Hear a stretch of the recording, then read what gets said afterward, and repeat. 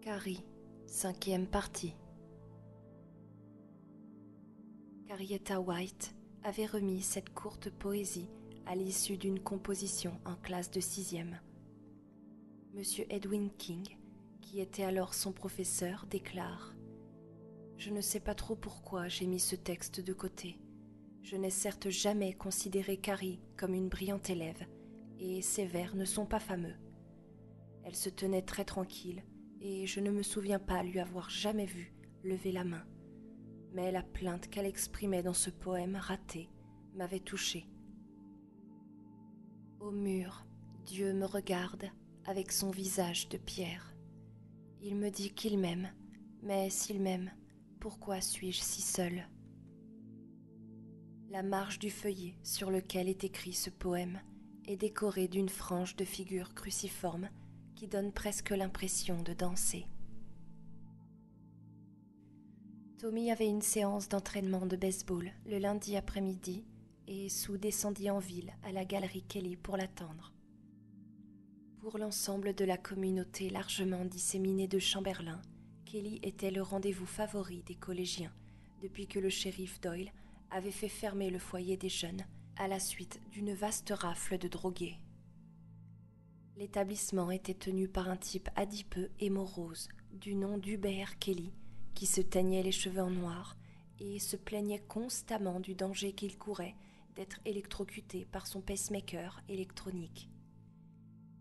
Se combinaient dans les locaux une épicerie fine, un soda fountain et une station-service dont Hubby n'avait jamais changé la pompe à essence actionnée par un levier à main. On pouvait également s'y procurer de la bière, du mauvais vin, des illustrés porno et un large échantillonnage de cigarettes aux marques insolites comme les Murad, les Kingsano et les Marvel Stretch. Le Soda Fountain possédait un comptoir de marbre authentique et 4 ou 5 box où se réfugiaient les jeunes assez malchanceux ou solitaires pour n'avoir aucun autre endroit où boire et se cuiter. Un vieux billard électrique, dont le tilt se déclenchait invariablement à la 3e bille, crochetait ses pulsations lumineuses au fond de la salle, à côté de la rangée des revues pornographiques. À peine entrée, Sue remarqua Chris Argensen assise dans l'un des box du fond. Son nouveau Jules du moment, Billy Nolan, feuilletait le dernier numéro de Mécanique pour tous sur l'éventaire des illustrés. Sue ne comprenait pas ce qu'une fille aussi riche et populaire que Chris pouvait trouver à Nolan, sorti tout droit des années 50, avec ses cheveux brillantinés, son blouson de cuir noir clouté à fermeture éclair et sa vieille Chevrolet à double pot d'échappement. « Sue !» appela Chris. « Viens par ici !» Sue fit un signe de tête et leva la main, tout en ressentant une onde de dégoût lui soulever le cœur, comme une mauvaise odeur.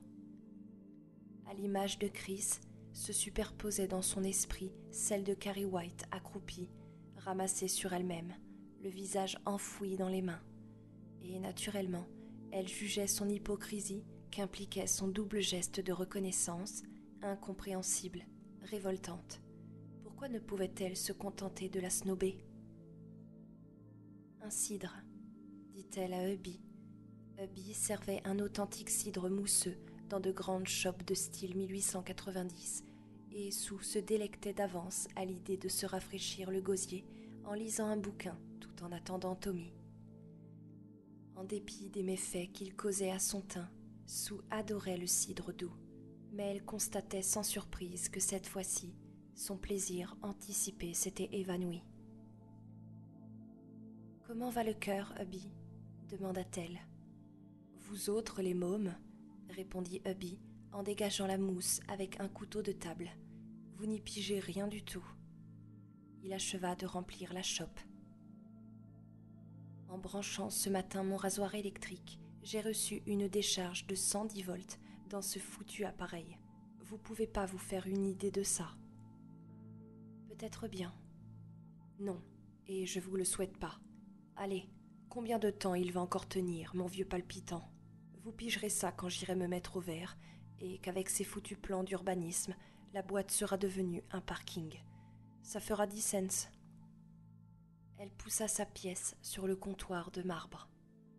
50 millions de volts à travers la tuyauterie. Nom de Dieu, déclara Hubby d'un air sombre tout en baissant les yeux sur le léger renflement qui gonflait sa poche intérieure. Sue gagna le fond de la salle et se glissa sur la banquette libre en face de Chris. Elle était particulièrement jolie ce jour-là, avec sa chevelure noire nouée d'un ruban vert pomme et sa blouse espagnole qui soulignait la courbe de ses seins hauts et fermes. « Comment ça va, Chris ?»« Je pète le feu, » répondit Chris, sur un ton d'allégresse forcée. « Tu connais la dernière ? Je suis interdite de soirée de promotion. Enfin, faut espérer que cet enfoiré de Grail y laissera son boulot. » Sue connaissait en effet la dernière, comme tout le monde à Ewen. « Papa leur fait un procès, » reprit Chris. Elle lança par-dessus son épaule. « Billy, amène-toi et viens dire bonjour à Sue. » Il abandonna son magazine et s'approcha d'une démarche nonchalante, les pouces coincés dans son large ceinturon, les doigts pendants sur l'entrejambe trop étroit et bombé de son jean. Sue ressentit brusquement le burlesque du tableau et réprima de justesse une envie de pouffer de rire. « Salut Suze, » dit Billy. Il s'installa à côté de Chris et se mit aussitôt à lui pétrir l'épaule. Son visage restait absolument inexpressif. Il aurait aussi bien pu tâter un quartier de bœuf. « Je crois qu'on va saboter le bal de toute façon, » déclara Chris. « Faire un chahut de protestation, un truc comme ça. »« Vraiment ?» Sue ne cachait pas sa surprise. « Non, » fit Chris, avec un geste de dérision. « Entre nous, je ne sais pas. » Une soudaine expression de fureur crispa ses traits. « Cette salope de Carrie White, qu'elle aille se faire foutre avec toutes ces momeries. »« Tu t'en remettras, » dit Sue. « Si seulement vous aviez marché avec moi, vous autres. Bon sang, pourquoi t'as pas bougé, Sue ? On les tenait par les couilles. Jamais je t'aurais cru aussi lèche-cul. » Sue sentit son visage s'enflammer. « Pour les autres, je ne sais pas, mais pour moi, je ne vois pas en quoi j'ai été lèche-cul. J'ai encaissé la punition parce que je trouvais que je l'avais méritée. On a fait un truc dégueulasse. Fin de citation. Foutaise. Cette conne de Carrie se répand partout en racontant que tout le monde, sauf elle et sa mère dorée sur tranche, va finir en enfer. Et tu trouves moyen de la soutenir ? Tous ces chiffons, on aurait dû les ramasser pour les lui faire bouffer. C'est ça, bien sûr. Au revoir, Chris. Elle se dégagea de la banquette du box. Ce fut au tour de Chris d'avoir le feu aux joues. Un flot de sang lui monta au visage, comme si une sorte de nuage rouge avait soudain masqué son soleil intérieur. « Dis donc, tu te prends pour Jeanne d'Arc maintenant ? Il me semble que tu l'as bombardée comme les autres, non ?»« C'est vrai, » répondit Sue, frémissante, « mais j'ai arrêté. »« Non mais tu t'entends ?» s'émerveilla faussement Chris. « Tiens, tu me fais mal. Prends ton cidre et va-t'en.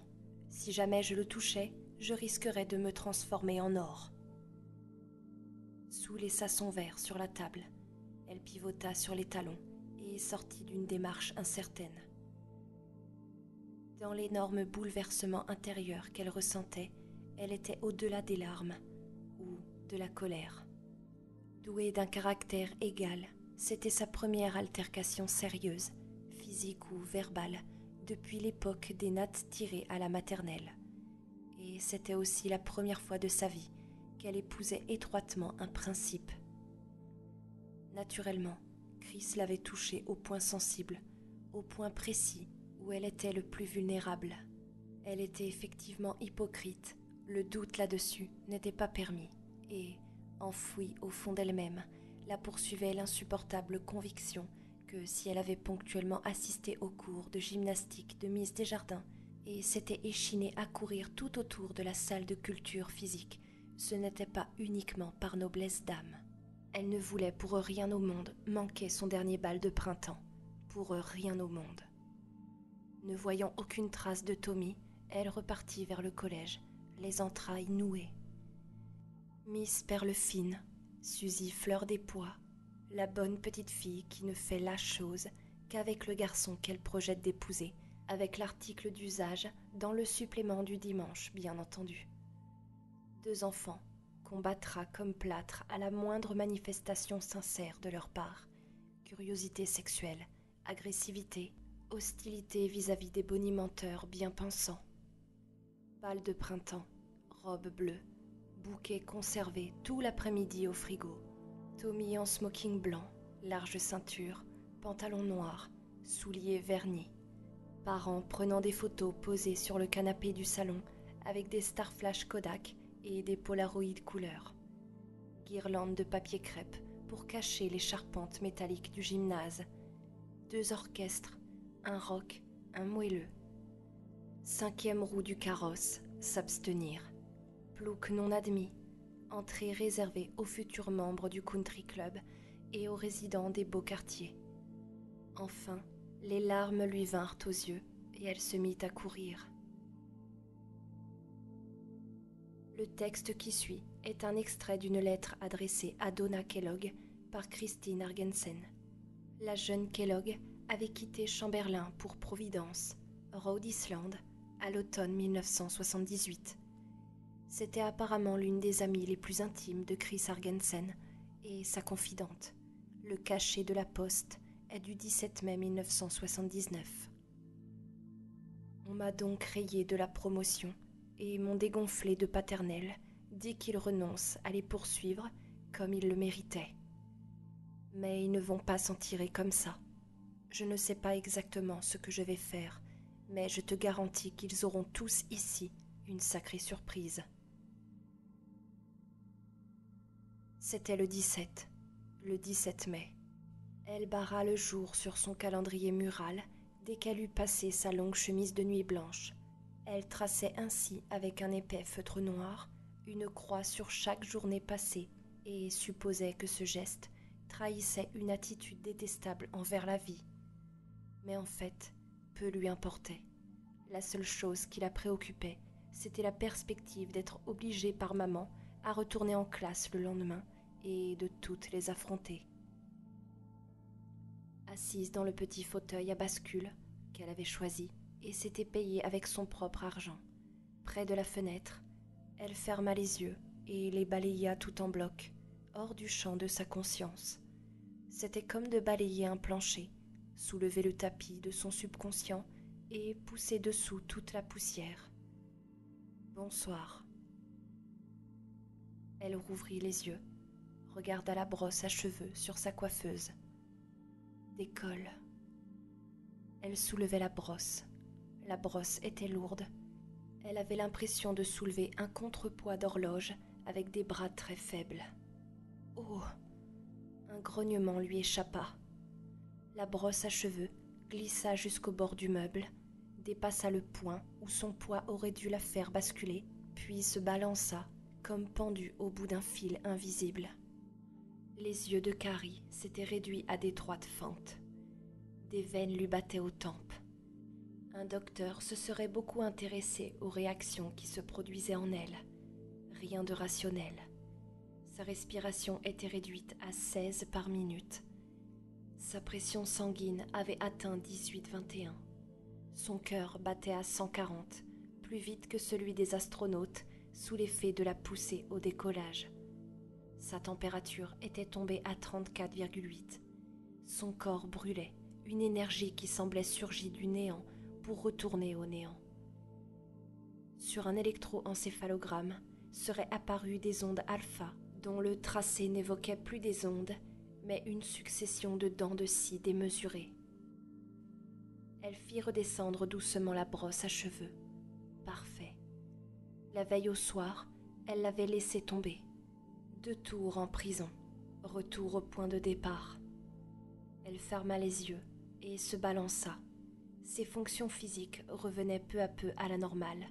Sa respiration s'accéléra jusqu'à ce qu'elle fût sur le point de haleter.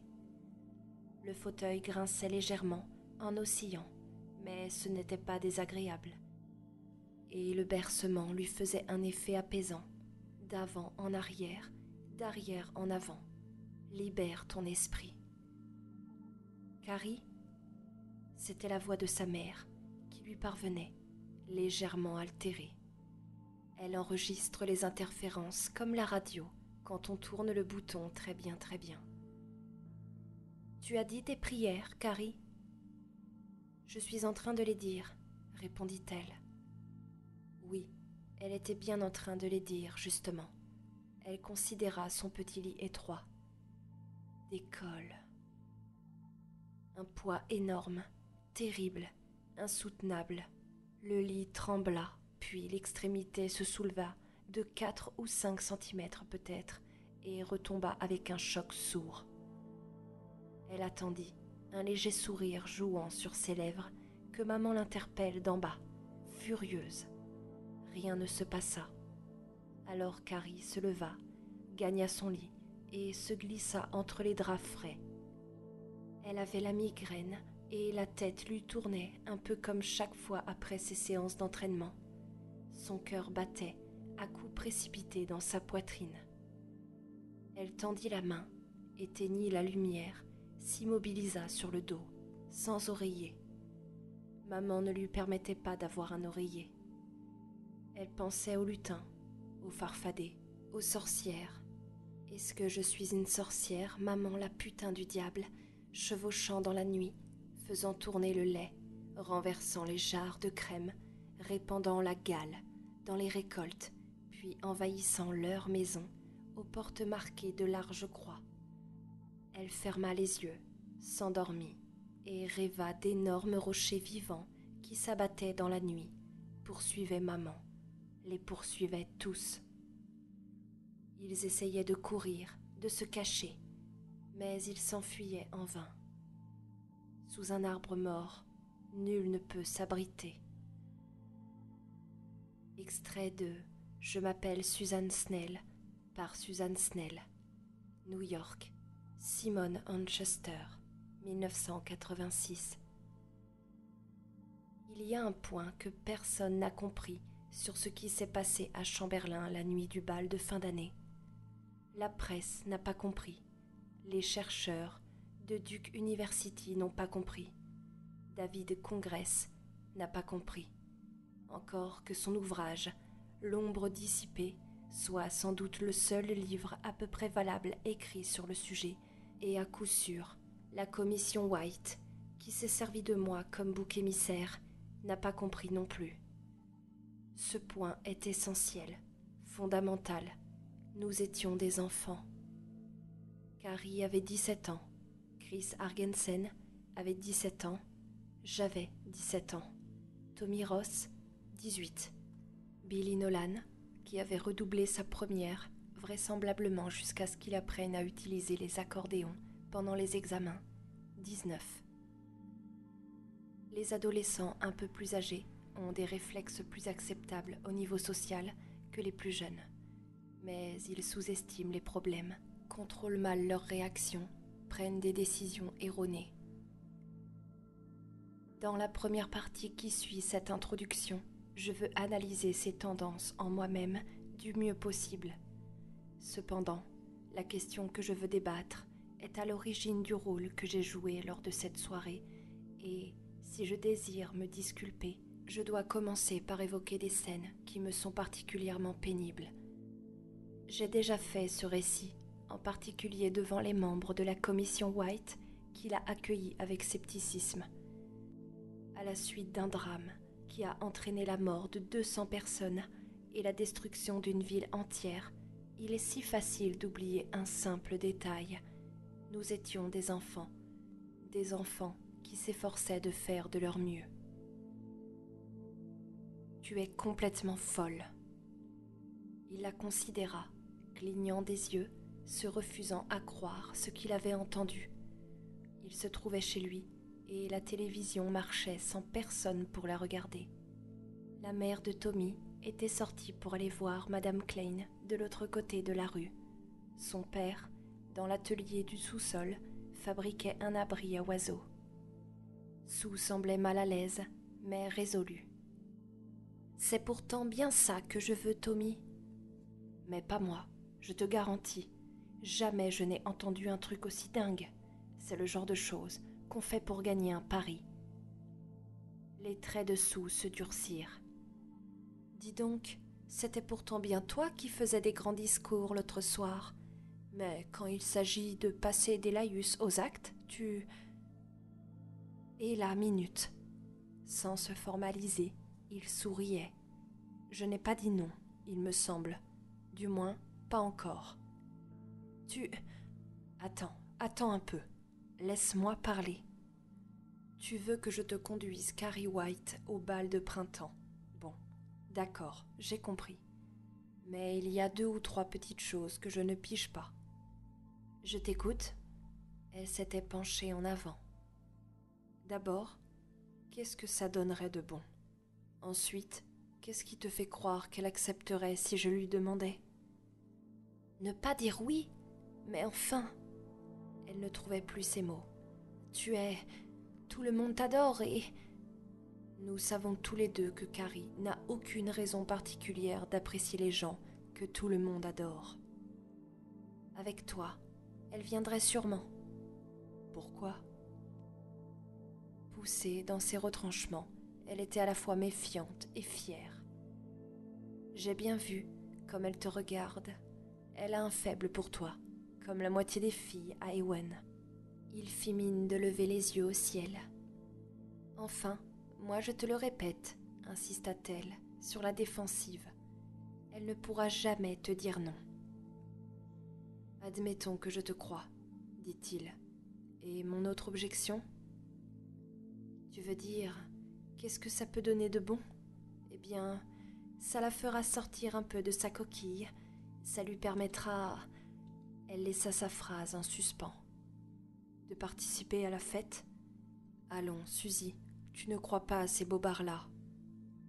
D'accord, dit-elle. Je n'y crois peut-être pas, mais je crois tout de même encore que je lui dois une compensation. Pour l'histoire de la douche? Beaucoup plus que ça.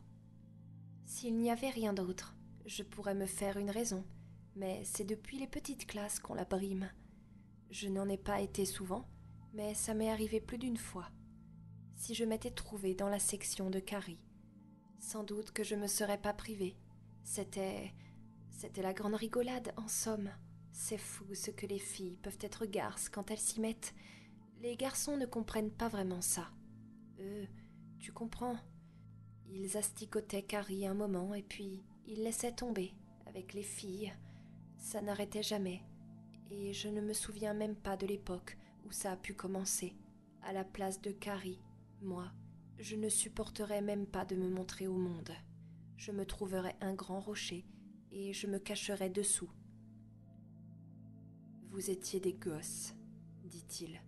Les gosses ne savent pas ce qu'ils font. Ils ne se doutent même pas que leur réaction risque de blesser, réellement, profondément les autres. Ils n'ont aucun pouvoir d'empathie.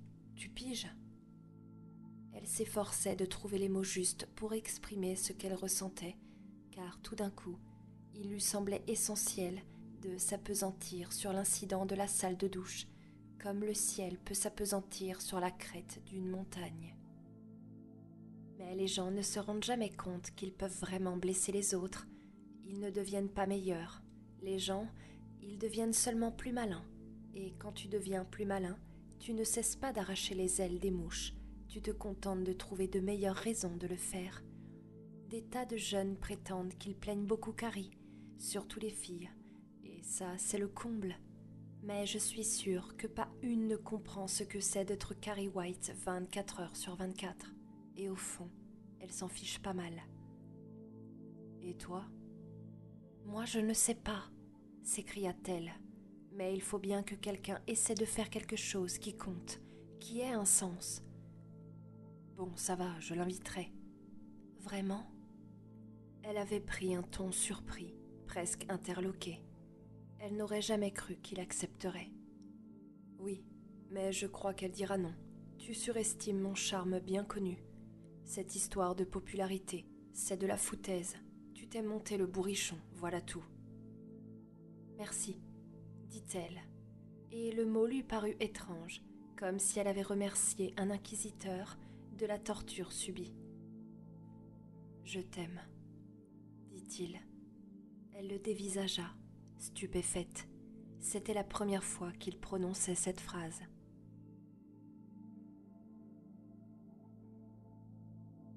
Bien des gens, des hommes pour la plupart, ne s'étonnent pas que j'ai demandé à Tommy d'inviter et d'amener Carrie au bal de printemps. Ils sont cependant surpris qu'il l'ait fait, ce qui prouve que les représentants de l'espèce masculine n'attendent pas grand-chose de leurs semblables sur le plan de l'altruisme. Tommy l'a conduite au bal parce qu'il m'aimait et parce que c'était ce que je voulais. « Comment ?» demande le sceptique du premier balcon. « Saviez-vous qu'il vous aimait ?» Parce qu'il me l'avait dit, figurez-vous. Et si vous l'aviez connu, cette réponse vous aurait suffi à vous aussi. Il l'invita le jeudi après le déjeuner et constata qu'il était aussi nerveux qu'un gosse qui va à son premier goûter d'enfant.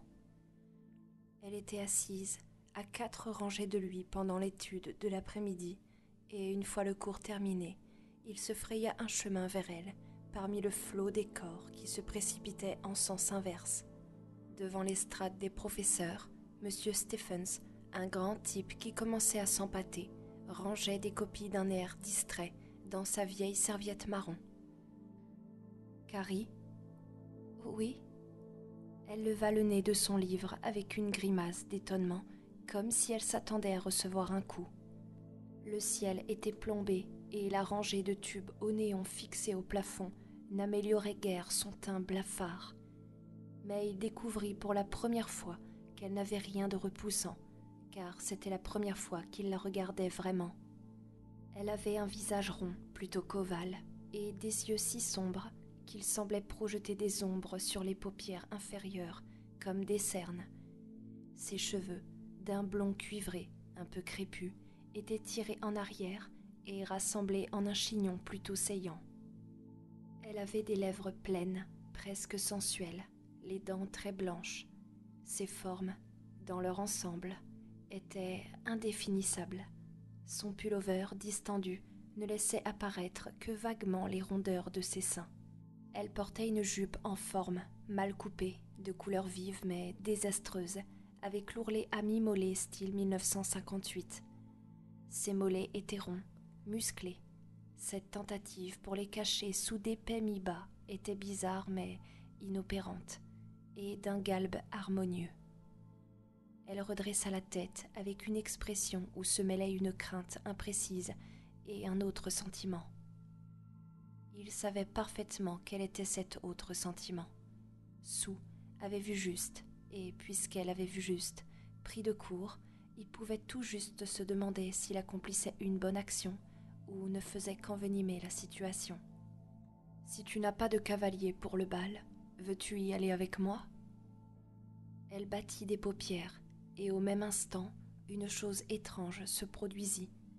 Cela ne dura peut-être qu'une fraction de seconde, mais plus tard, il n'eut aucune peine à s'en souvenir, comme vous reviennent parfois certains rêves, avec une sensation de déjà-vu. Il eut une sorte d'étourdissement, comme si son esprit cessait de contrôler son corps. Cette horrible impression de liquéfaction qu'on ressent quand on a trop bu et qu'on est sur le point de vomir. Puis, tout se dissipa. Quoi ? Du moins, elle n'était pas fâchée. Il s'attendait à un accès subit de fureur, suivi d'une retraite précipitée. Mais elle n'était pas en colère. Elle paraissait incapable d'enregistrer les mots qu'il avait prononcés. Ils étaient seuls dans l'étude maintenant, juste entre les deux marées des étudiants descendants et montants. « Pour le bal de printemps, reprit-il, un peu désarçonné. C'est vendredi prochain et je sais que je m'y prends tard, mais... Je n'aime pas qu'on se moque de moi, dit-elle, doucement, en baissant la tête. Elle n'hésita qu'un instant et passa devant lui. Puis elle s'arrêta, se détourna et soudain, il fut frappé par sa dignité, si naturelle chez elle qu'elle ne devait pas en avoir conscience. « Vous croyez donc tous que vous pouvez continuer à vous moquer toujours de moi ? Je sais très bien avec qui tu sors. »« Je sors avec qui j'ai envie, » déclara Tommy, d'un ton patient. « Je t'ai demandé de venir parce que je voulais te le demander. » Au dernier instant, il se rendait compte que c'était la vérité. Si Sue prenait l'initiative d'un geste de réparation, elle ne le faisait qu'à retardement. Les élèves commençaient à entrer et certains leur lançaient des regards intrigués. Dal Ullman dit à un camarade quelque chose que Tommy ne comprit pas et les deux garçons se mirent à ricaner. « Allez, viens, » dit Tommy. Ils sortirent dans le couloir. Il se trouvait à mi-distance du bâtiment 4. Sa classe à lui était de l'autre côté, marchant côte à côte, mais peut-être seulement par accident, lorsqu'elle déclara d'une voix presque inaudible.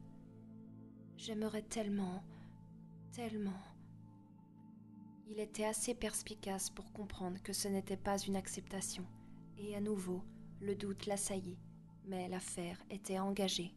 « Alors viens, ça se passera très bien, pour toi comme pour moi, tu peux m'en croire. » « Non, » dit-elle, et dans cet instant de mélancolie pensive, on aurait pu la trouver belle. « Ce sera un cauchemar. »« Je n'ai pas encore de billets, » dit-il, comme s'il n'avait pas entendu. « C'est le dernier jour où ils sont en vente. »« Hé Tommy, tu te trompes de chemin !» lui cria Brent Gillian. Elle s'arrêta. « Tu vas être en retard. »« Alors tu viendras ?»« Ta classe, » dit-elle avec anxiété. « Ta classe, la cloche va sonner. Tu viendras ?»« Oui, » répondit-elle avec une sorte d'amertume résignée. « Tu savais que je viendrais. » Elle s'essuya les yeux du dos de la main. « Non, » dit-il, « mais maintenant je le sais, oui. Je passerai te prendre à 7h30. »« Très bien, » murmura-t-elle. « Merci. » Elle avait l'air sur le point de s'évanouir. Alors, plus indécis que jamais, il lui effleura la main.